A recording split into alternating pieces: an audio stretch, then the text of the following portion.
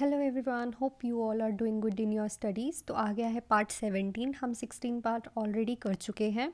उनमें वही क्वेश्चन है जो कि बहुत बार रिपीट हो चुके हैं नॉर्सेट के एग्ज़ाम्स में, चाहे वो ESIC का एग्ज़ाम हो, चाहे अदर स्टेट्स का नर्सिंग ऑफिसर का एग्ज़ाम हो। तो अगर आपको ये सीरीज़ पसंद आ रही है तो please subscribe to my channel, और अगर आप ये वीडियो देख रहे हैं और आपको पसंद आती है तो please hit the like button and comment section में ज़रूर बताइएगा कि आपको और किस चीज़ की एलैबोरेशन चाहिए। तो विदाउट एनी डिले हम स्टार्ट करते हैं विद आवर फर्स्ट क्वेश्चन।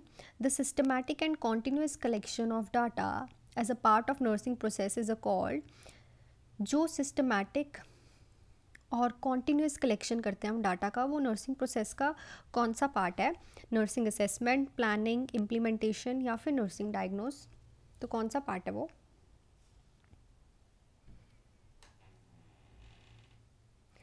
तो वो पार्ट है हमारा नर्सिंग असेसमेंट का। देखो, जो नर्सिंग प्रोसेस है ये अपने आप में ही बहुत अच्छा टॉपिक है, बहुत बड़ा टॉपिक है, बहुत इंपॉर्टेंट टॉपिक है। ठीक है, BSc नर्सिंग वाले स्टूडेंट्स को तो ये बहुत ज़्यादा पता होगा क्योंकि NCPs बनानी होती है। तो इन सब के बारे में बार बार क्वेश्चन आते रहते हैं, बट क्वेश्चन जो है ऑलवेज चेंज होके आता है। असेसमेंट में क्या करते हैं हम? डाटा कलेक्शन करते हैं, सब्जेक्टिव डाटा लेते हैं, ऑब्जेक्टिव डाटा लेते हैं, हिस्ट्री लेते हैं, प्रीवियस हिस्ट्री लेते हैं, फैमिली हिस्ट्री लेते हैं। ठीक है, तो जो सिस्टमैटिक और कॉन्टिन्यूस कलेक्शन ऑफ डाटा होता है उसको हम क्या बोलते हैं? Nursing assessment. ठीक है, नेक्स्ट क्वेश्चन पे चलते हैं। When performing an abdominal assessment, in which order the given step followed? जब हम किसी के abdomen की assessment करते हैं तो हम followed step में से कौन सा order follow करते हैं? तो हमारे पास options क्या क्या हैं? देखो, inspection, auscultation, precaution, palpation, palpation, precaution, auscultation, inspection, auscultation, palpation, inspection, percussion, या फिर inspection, palpation, precaution, auscultation। तो हम कौन से स्टेप फॉलो करते हैं? अगर आपको याद हो तो ये असेसमेंट के 4 स्टेप्स होते हैं, इनकी एक सीरीज़ होती है। ठीक है, तो जब हम अबडमन का करते हैं तो वो सीरीज़ चेंज हो जाती है, बस अबडमन के लिए ही चेंज होती है। तो जो इनमें से करेक्ट है वो कौन सा है? फर्स्ट वाला, inspection, auscultation, precaution and palpation. देखो, आप इसको कैसे याद रख सकते हो? जो नॉर्मल सीरीज़ होती है वो कैसे लिखते हैं हम? पहले इंस्पेक्शन करते हैं किसी भी चीज़ की, ठीक है, उसके बाद हम उसको पाल्पेट करते हैं। पाल्पेट मतलब जैसे हम किसी का टेम्परेचर देख रहे हैं, बॉडी वार्म है, कूल है, कैसी है। ठीक है, कुछ ऐसे जब हम उस पर अपने पाम के साथ पाल्पेट करते हैं। उसके बाद क्या करते हैं हम? प्रिकॉशन। प्रिकॉशन कैसे करते हैं हम? With the fingers. फिंगर्स के साथ हम टप टप टप टैपिंग करके देखते हैं ना, जब हमें जब हमें देखना हो कि वहाँ पे कोई फ्लूइड तो नहीं है, लाइक एडीमा में हम पिट करके देखते हैं ना, फिंगर के साथ पिटिंग एडीमा कैसा है, तो टप टप टप टप करके देखते हैं, ये फिंगर्स के साथ टैप टैप टैप करते हैं, तो उसको बोलते हैं हम प्रिकॉशन। और उसके बाद हम क्या करते हैं? ऑस्कल्टेशन। बट देखो, जो अब्डामन होता है उसमें क्या होता है? कंटेंट होता है और बावल साउंड भी होती है हमारी। अगर हम पहले ही उसको टैप करके देख लेंगे तो हमारी जो बावल साउंड है वो क्या हो जाएगी?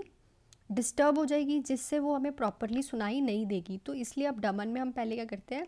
इंस्पेक्शन कर लेंगे, पहले देख लेंगे, उसके बाद पहले ही हम बावल साउंड्स और अदर साउंड्स जो हैं वो सुन लेते हैं, उसके बाद हम प्रिकॉशन एंड पाल्पेशन करते हैं। तो इसको तुमने याद कैसे रखना है? देखो, जो नॉर्मल होता है वो होता है inspection, palpation, percussion and auscultation. ठीक है, 1 2 3 4, 2 और 4 ही इंटरचेंज होते हैं। ठीक है, 1 और 3 जो है अपनी पोजीशन पे ही रहेंगे, इंस्पेक्शन और प्रिकॉशन जो है अपनी पोजीशन पे ही हैं। ठीक है, बट जो 2 एंड 4 हैं वो क्या हो जाते हैं? वो इंटरचेंज हो जाते हैं एक दूसरे में। ऑस्कल्टेशन ऊपर चल जाता है और पाल्पेशन नीचे आ जाता है। तुम इसको इससे याद रख सकते हो। 1 एंड 3 जो है वो अपनी पोजीशन पे ही रहेंगे, that is inspection and precaution. Palpation and auscultation जो है वो इंटरचेंज हो जाएंगे। ठीक है, नेक्स्ट क्वेश्चन पे चलते हैं। इंपॉर्टेंट क्वेश्चन है, बहुत बार आता है, और इसको तुम ऐसे याद रखना कि जो फर्स्ट और थर्ड है वो अपनी पोजीशन पे ही रहेंगे और सेकंड और फोर्थ ही हैं वो चेंज होंगे, और बस अब्डोमेन की असेसमेंट में ही चेंज होते हैं। ठीक है, बाकी में सब सेम रहता है। नेक्स्ट पे चलते हैं। The first action in case of blood transfusion reaction. हमारा फर्स्ट एक्शन क्या होना चाहिए जब भी हम देखते हैं कि ब्लड ट्रांसफ्यूजन का जो है वो रिएक्शन हो गया है? Waiting for the symptoms to subside, wait करना है कि सिम्टम्स सबसाइड हो जाए, स्टॉप करना है ब्लड, इन्फॉर्मिंग अ फिजिशियन, या फिर maintaining the line with normal saline. क्या करेंगे हम?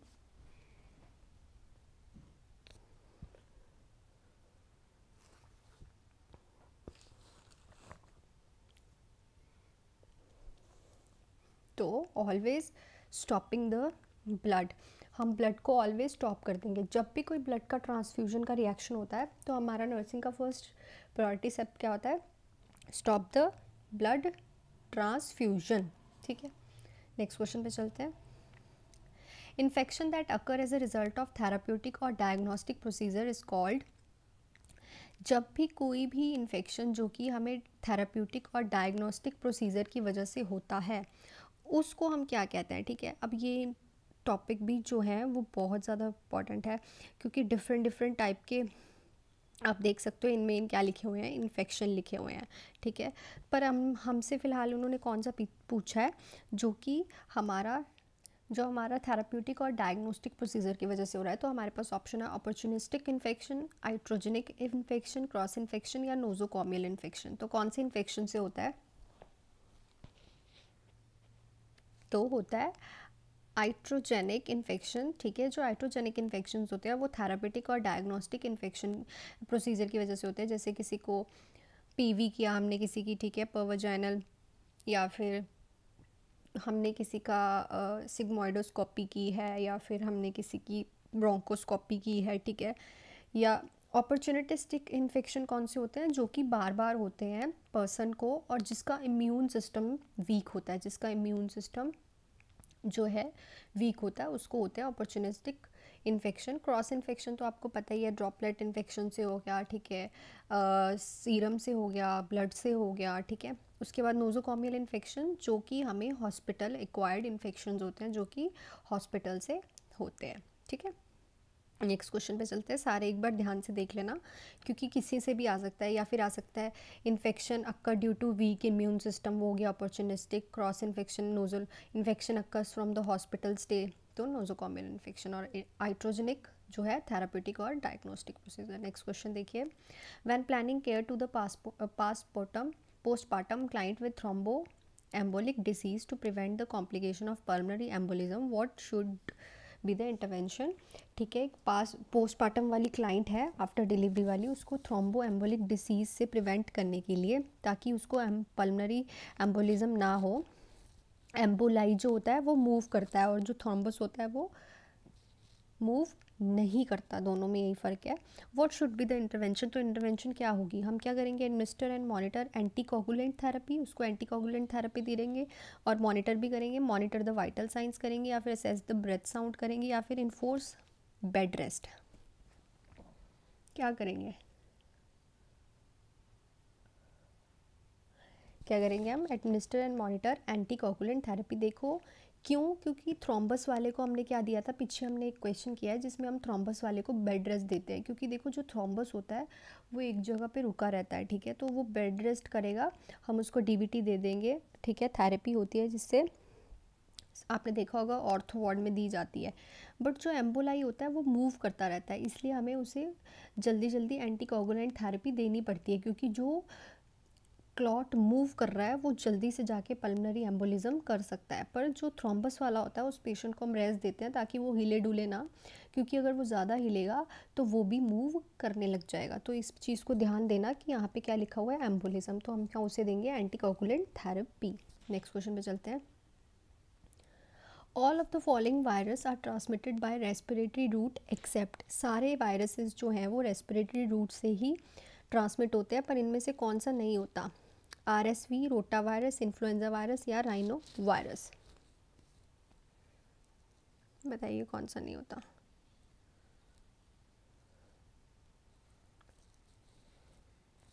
तो कौन सा नहीं होता? Rota virus. ठीक है, ये रेस्पिरेटरी रूट से नहीं होता। रोटा वायरस लगता है ना डायरिया के लिए बच्चों को। RSV क्या होती है?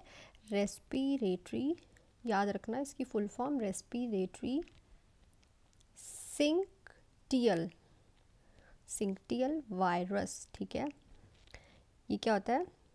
रेस्पिरेटरी सिंक्टियल वायरस, कफिंग और स्नीजिंग से होता है। ठीक है, ये वायरस। और इन्फ्लुएंजा वायरस का भी पता है आपको, राइनो वायरस भी। ये कौन से होते हैं? रेस्पिरेटरी रूट वाले वायरस होते हैं, पर जो रोटा वायरस है वो रेस्पिरेटरी रूट से नहीं होता। नेक्स्ट क्वेश्चन पे चलते हैं। विच of the following is a terminal method of conception? Contraception, इनमें से कौन सा मेथड जो है वो टर्मिनल मेथड है कॉन्ट्रासेप्शन का? IUCD, फॉर्म टैबलेट्स, या फिर सबडर्मल इम्प्लांट्स, या फिर टूबैक्टमी, कौन सा है जिसमें टर्मिनेट ही कर देते हैं हम? तो कौन सा है वो? ट्यूबैक्टमी। देखो इंट्रायूट्राइन कॉन्ट्रासेप्टिव डिवाइसेस में कॉपर टी होती है, ठीक है, वो भी रिमूव हो जाती है डिपेंड अपॉन 5 ईयर्स की डिलीवरी, 10 ईयर्स की डिलीवरी। फॉर्म टैबलेट्स भी उसी टाइम रखी जाती हैं और आफ्टर इंटरकोर्स उनको भी रिमूव कर देते हैं। सबडर्मल इम्प्लांट्स भी सफिशिएंट टाइम के लिए ही होते हैं, ठीक है, वो टर्मिनल मेथड नहीं होता, उससे टर्मिनेशन नहीं हो जाती। पर ट्यूबैक्टमी में क्या करते हैं हम? प्रॉपरली टर्मिनेट कर देते हैं। नेक्स्ट पे चलते हैं। A pregnant client tell the nurse that she found some clear fluid during urination. Pregnant client nurse को बताती है कि उसे clear fluid महसूस हुआ है जब वो urinate कर रही थी, तो nurse उसे immediately assess करती है the perineum and find the umbilical cord coming out. The priority nursing action is, और उसे वो जब assess करती है उसके perineum को, पेरिनियम को, तो वो देखती है कि जो अम्बिलिकल कॉर्ड है वो बाहर आ रही है, तो वो नर्सिंग एक्शन प्रायोरिटी क्या हुई? Shift to the emergency room, recording and reporting in the nursing note, start oxygen therapy, या place the client in a Trendelenburg position. Priority nursing action इस टाइम क्या होगा?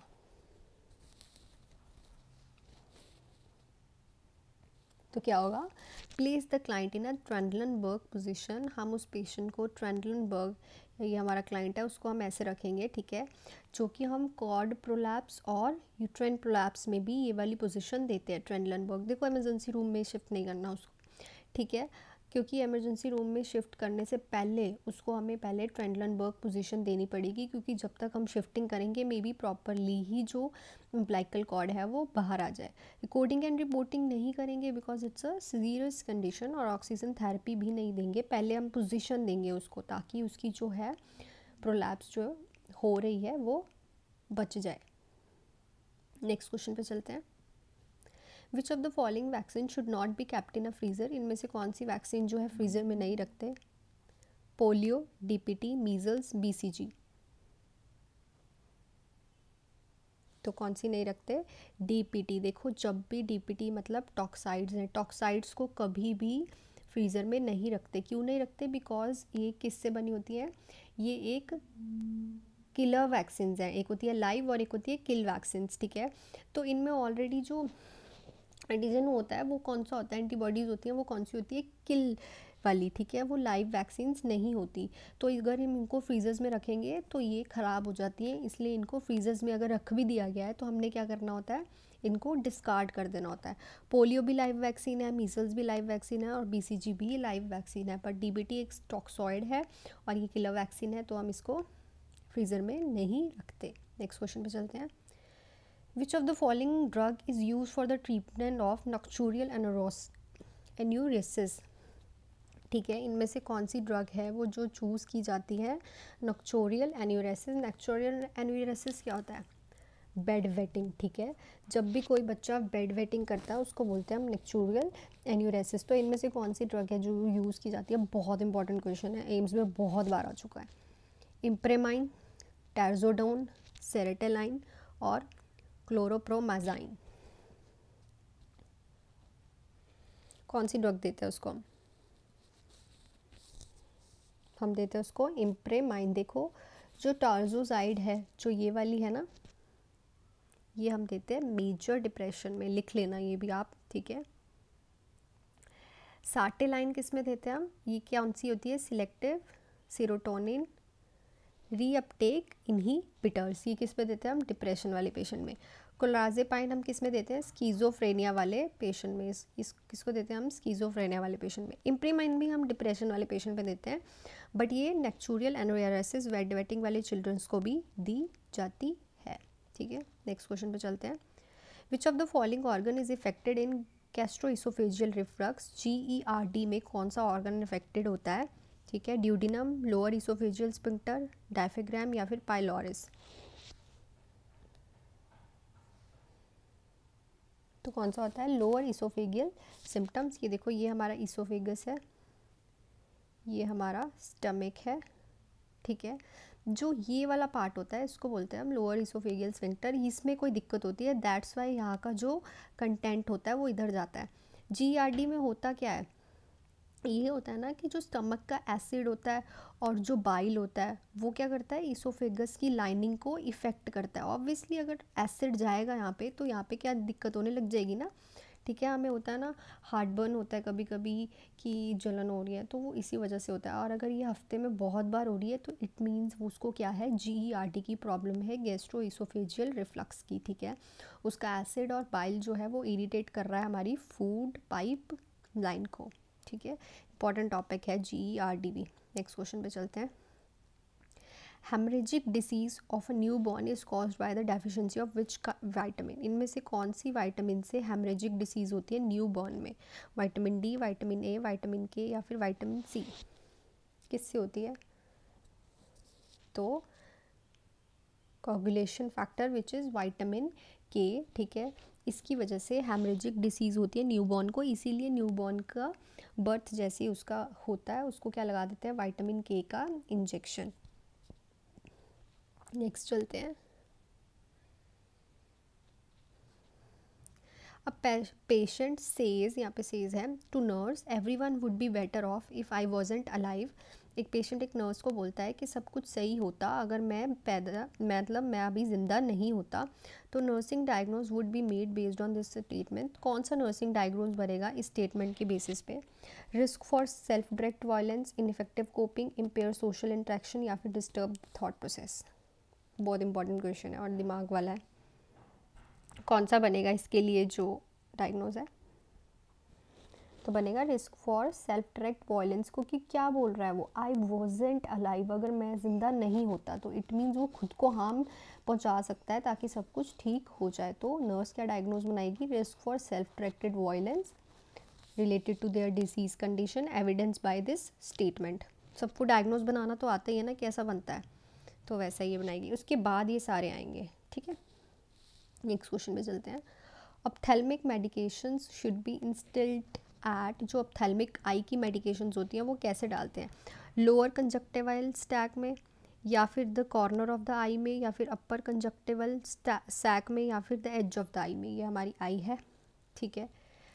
लोअर में डालेंगे, इसमें यहाँ पे डालेंगे, एक मिनट, यहाँ पे डालेंगे, ठीक है, या फिर अपर कॉर्नर ऑफ द आई में डालेंगे या फिर द एज ऑफ द आई में डालेंगे, ये जो एज होता है, या फिर लोअर अपर कंजक्टिवल सैक में डालेंगे। किस में डालेंगे? तो किस में डलती है, लोअर कंजक्टिवल सैक में जो हम मेडिकेशन है वो डालते हैं। नेक्स्ट क्वेश्चन पे चलते हैं। तो नेक्स्ट क्वेश्चन देखते हैं, which nursing intervention is appropriate to prevent pulmonary embolus in a patient who is prescribe bed rest. एक पेशेंट है उसको बेड रेस्ट बोला हुआ है, ठीक है, तो वो बेड पे ये हिल डुल नहीं रहा, तो उसको क्या है, पल्मोनरी एम्बुलस होने का खतरा है, पर हमें उसे क्या करना है, प्रिवेंट करना है। तो हम क्या कहेंगे, encourage deep breathing and coughing, teach the patient to move legs in bed, use the, यहाँ पे आएगा knee gatch when the client is in a bed, limit the patient fluid intake. तो कैसे हम पल्मोनरी एम्बुलस मतलब कि एक थ्रोम्बस एक क्लॉट बनने से प्रिवेंट कर सकते हैं, वो बेड रेस्ट पे है।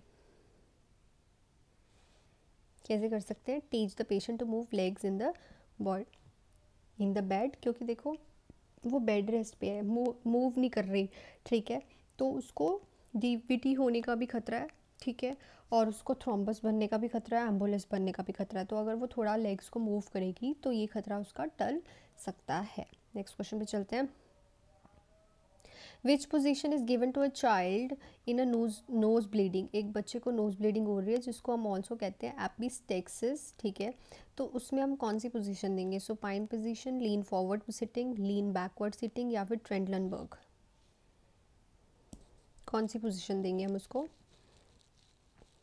लीन फॉरवर्ड सिटिंग, जैसे कि ये चेयर है हमारी, ठीक है, उसको कहेंगे थोड़ा सा आगे को हो जा, ये उसका हेड है, तो फॉरवर्ड को करके आगे को उसको बिठाएंगे, ठीक है, ताकि जो ब्लीडिंग है वो अंदर ना जाए, बाहर निकल जाए। अगर हमने उसे पीछे किया तो एस्पिरेशन होने का खतरा है, ठीक है। सो ट्रेंडलनबर्ग तो बिल्कुल नहीं देंगे, ठीक है। सबसे पहली बात तो आईसीपी इंक्रीज़ होगा, ब्लीडिंग हो रही है, बैकवर्ड भी बता दिया मैंने, नहीं देंगे। सुपाइन पोजीशन से उसकी जो सिक्रीशंस है वो अंदर जा सकती है, तो हम उसको देंगे lean forward sitting position. Next question पे चलते हैं। Painless bleeding after 28 week of pregnancy is associated with, जो पेनलेस ब्लीडिंग होती है आफ्टर 28 वीक ऑफ प्रेगनेंसी वो किस वजह से होती है? Placenta previa, hydatidiform mole, molar pregnancy, ectopic pregnancy. Painless bleeding हो रही है, ये देखो इंपॉर्टेंट क्वेश्चन है।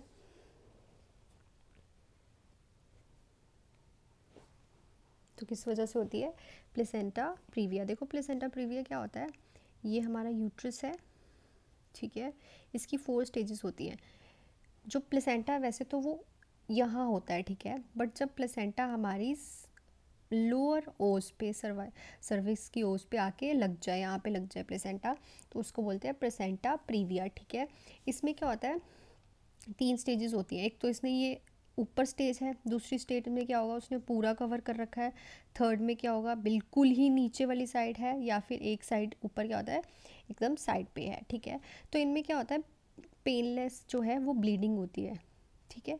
तो वो किस में होती है? प्लेसेंटा प्रीविया में। प्लेसेंटा क्या होता है, लोअर ऑस पे लगा होता है, ठीक है, और ऑस ऑफ द मतलब लोअर साइड लगा होता है ऑस के।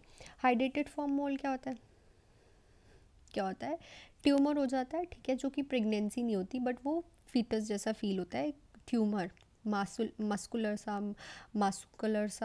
वहाँ पे एक ट्यूमर बन जाता है, सेल्स की एक्यूमुलेशन हो जाती है। मोलर प्रेगनेंसी भी यही होती है, इसमें भी ट्यूमर बनता है। टॉपिक प्रेगनेंसी, यूट्रस के बाहर फर्टिलाइजेशन मतलब कि जो है वो होनी स्टार्ट हो जाती है। फर्टिलाइजेशन के बाद जो है वो आगे जाता ही नहीं है यूट्रस में, वहीं रह जाता है जो ओवम और स्पर्म फर्टिलाइज्ड हुए हैं। नेक्स्ट पे चलते हैं। Which instruction is given to the patient while removing chest tube, हम किसी पेशेंट की चेस्ट ट्यूब रिमूव कर रहे हैं, उसको क्या इंस्ट्रक्शन देंगे? Deep breath, exhale and bear down, hold breath, perform purse lift lip a breathing, या फिर लाई डाउन कामली। क्या देंगे हम उसको, क्या कहेंगे? Deep breath, exhale and bear down, ठीक है। जैसे ही हम चेस्ट रिमूव करेंगे उसको पहले कहेंगे कि एक डीप ब्रीथ लो, जैसे जैसे मैं ट्यूब निकालूंगी वैसे वैसे तुमने एक्सेल करना है और बियर डाउन करना है, ठीक है। जैसे बियर डाउन करते हैं, होल्ड ब्रेथ के लिए नहीं बोलना, ठीक है, पर्स लिप के लिए भी नहीं बोलना, और कामली बैठने के लिए भी नहीं बोलना। नेक्स्ट क्वेश्चन पे चलते हैं। Which of the following nursing action is required before giving solid food after anesthesia? Anesthesia के बाद हम जब solid food देते हैं तो हम कौन सा एक्शन करना पड़ता है फूड देने से पहले? Check the bowel sound and passing flatus, ठीक है, check the urine output, check weight, या फिर चेक गैग रिफ्लेक्स। तो एनेस्थीसिया के बाद हम कैसे देंगे उसको सॉलिड फूड? क्या करेंगे हम उसका चेक करेंगे बावल साउंड एंड उसकी क्या वो फ्लैटुलस पास कर रहा है, हम उससे पूछ लेंगे कि डिड यू पास फ्लैटुलस, या फिर उसका बावल साउंड जो है हम अस्कल्टेशन से चेक कर लेंगे। अगर ठीक है उसको सॉलिड फूड दे देंगे, अगर नहीं है तो इट मीन्स कोई दिक्कत है। यूरिन आउटपुट का तो कोई लेना देना नहीं है, क्योंकि सॉलिड फूड से पहले हम उसको लिक्विड डाइट पे रखते हैं, लिक्विड फूड पे रखते हैं ना, देन ही सॉलिड पे जाते हैं। गैग रिफ्लेक्स भी नहीं और वेट भी नहीं चेक करना। नेक्स्ट पे चलते हैं।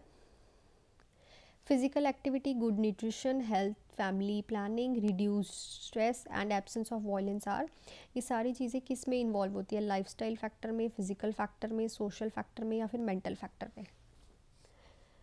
क्या क्या चीज़ है?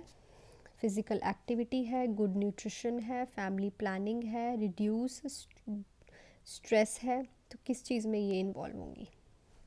और एब्सेंस ऑफ वायलेंस भी है,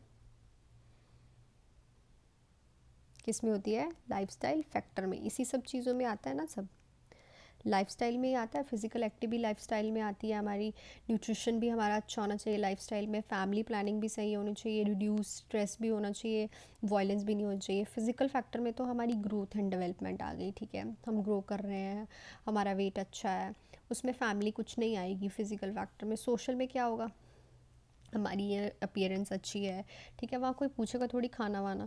मेंटल हेल्थ में भी it's all about reduce stress. बस सारे फैक्टर्स किस में आते हैं? लाइफस्टाइल फैक्टर में। नेक्स्ट में चलते हैं। Brain damage caused by accumulation of abnormal level of bilirubin in the brain, ये मैंने थोड़े दिन पहले ही क्वेश्चन कराया है, ठीक है। जब ब्रेन में एक्युमुलेशन हो जाती है बिलीरुबिन की एबनॉर्मल लेवल में, तो उसको क्या बोलते हैं? जॉन्डिस, फेलोहेमाटोमा, कर्निक्टस, या फिर ऑल ऑफ द अबव। अभी एक थोड़े दिन पहले ही मे बी पिछली 2-3 वीडियोस में ही क्वेश्चन मैंने कराया है, बट वो अलग तरह से था। तो उसको क्या बोलते हैं हम? कर्निक्टस। कर्निक्टस क्या है? जॉन्डिस की कॉम्प्लिकेशन है। जब भी जॉन्डिस में बिलीरुबिन का लेवल जो है 20 mg/dL से बढ़ जाएगा तो उसको कर्निक्टस हो जाएगा, क्योंकि एबनॉर्मल बिलीरुबिन कहाँ चले जाएगा? ब्रेन में जाके एक्यूमुलेट होने लग जाएगा। और इसमें एक और टर्म दी हुई है सिफेलोहेमाटोमा। इसको हम क्या बोलते हैं? जब हमारा ब्लड जो है बेबी का वो एक्यूमुलेट हो जाए स्कैल्प के अंदर। जैसे ही उसकी वजाइनल डिलीवरी होती है ना, तो प्रेशर की वजह से वहाँ पे क्या हो जाता है? जो ब्लड है वो अंडर द स्कैल्प, स्पेशली किस में? पेरियोस्टियल स्पेस में आ जाता है, ठीक है। बट ये रिजॉल्व हो जाता है आफ्टर द 1 month ना, वो खुद ब खुद ही ठीक हो जाता है। नेक्स्ट क्वेश्चन में चलते हैं। A feeding tube place directly to the stomach through the artificial opening on the abdominal wall is called. जब भी हम कोई फीडिंग ट्यूब प्लेस करते हैं डायरेक्टली स्टमक में through the opening on the abdominal wall, तो उसको हम क्या बोलते हैं? Nasogastric tube, nasoduodenal tube, gastrostomy, या फिर जेजियोनोस्टमी।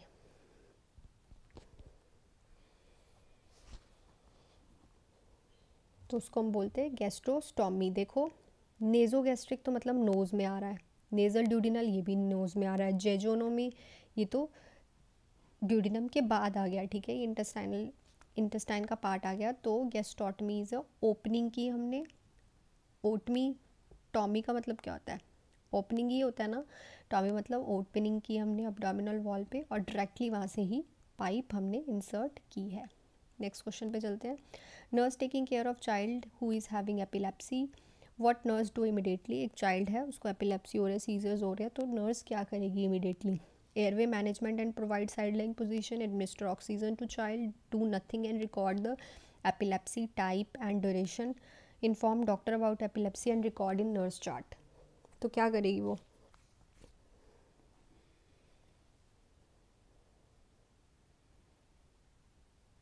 तो वो क्या करेगी? Airway management and provide sideline position. देखो, एपिलेप्सी वाले को पहले तो एबीसी मेंटेन करना होता है, दूसरा उसको साइडलाइन पोजीशन देनी होती है क्योंकि उसको एस्पिरेशन का खतरा होता है। अकेले ऑक्सीजन एडमिनिस्टर, उसको तो ऑलरेडी एपिलेप्सी हो रही है, उसको सीजर्स आ रहे हैं, तो वो कहाँ ऑक्सीजन का मास्क लगा रहेगा? और ये थोड़ी कि खड़े होकर देखते रहो और टाइप देखो, ये नहीं करना डॉक्टर के लिए भी, नहीं तो तुम्हें डांट पड़ जाएगी। इसलिए एयरवे मेंटेन करो और उसको साइडलाइन पोजीशन दो। नेक्स्ट क्वेश्चन पे चलते हैं। A client has just returned to a nursing unit after and above knee amputation of a right leg. एक क्लाइंट है, अभी अभी नर्सिंग यूनिट से आया, उसकी नी एम्पुटेशन हुई है राइट लेग की। The nurse place the client in which of the most appropriate position, तो उस किस अप्रोप्रिएट पोजीशन में रखेगी? Supine with the stump flat on the blood, supine with the stump elevated, reverse Trendelenburg, या फिर prone. तो किस में रखेगी? Supine with the stump elevated, ठीक है। जो उसकी लेग होगी, जो ये एक लेग है जो एम्पिट्यूटेड होगी, उसको थोड़ा सा एलिवेट करके हमने रखना है बेड पे, ठीक है। ये वाली तो सीधी रहेगी, पर जो हुई है जिस पे एम्पिटेशन हुई है, बिकॉज वहाँ पे कॉन्ट्रैक्चर्स फील हो सकता है, उसे प्रेशर फील हो सकता है अगर हम सीधे रखेंगे, ठीक है, तो भारी लग सकता है, तो इसलिए उसको थोड़ा एलिवेट करके रखना है। नेक्स्ट पे चलते हैं। A client is receiving external radiation to the neck for cancer of larynx, the most likely side effect to be expected. एक कैंसर वाला पेशेंट है, उसको एक्सटर्नल रेडिएशन मिल रहे हैं नेक में, ठीक है, तो मोस्ट लाइकली साइड इफ़ेक्ट क्या हो सकता है? Constipation, dyspnoea, sore throat, diarrhoea. तो क्या हो सकता है? ऑब्वियसली सॉर थ्रोट, क्योंकि अगर रेडिएशन थेरेपी जो है वो ड्राइनेस बहुत करती है, ठीक है, नेक में, तो उससे क्या होगा? लेरिंग्स में जब उसे ड्राइनेस होगी तो उससे क्या होगा? सॉर थ्रोट होने का खतरा है। ये थे आज के 25 क्वेश्चंस। आई होप ये वीडियो आपको पसंद आई हो, और आई होप कि इसमें से आपको हेल्प भी बहुत ज़्यादा हुई हो। अगर आपको ये वीडियो पसंद आई है तो please hit the like button and tell me in the comment section that you like the video, so that मुझे और इनकरेजमेंट मिले और मैं आपके लिए और ऐसा कंटेंट बना के लाऊँ। And do hard work, do study hard, ठीक है। कुछ अभी थोड़े दिन पड़े हैं तो मोर MCQs ट्राई करो, जितने MCQs ट्राई करोगे देखो क्वेश्चन हमेशा चेंज होता है, बट ऐसा होता है कि अनटिल एंड अनलेस तुम्हें टॉपिक नहीं समझ आया तो तुम्हें वो क्वेश्चन करना बहुत मुश्किल हो जाता है, ठीक है। और क्वेश्चन रीडिंग मस्ट है, क्वेश्चन को रीड करने में टाइम लगाया करो, क्वेश्चन प्रैक्टिस करो। एंड अगर आप चाहते हो कि मैं कोई टॉपिक एलेबोरेट करूँ तो प्लीज़ कमेंट सेक्शन में लिखते रहो, मैं ऑल्टरनेट डेज पे डाल रही हूँ। So thank you so much for your love and support, and please share this video with the people who are doing hard for their government seats. So thank you so much, and please hit the like button. Thank you.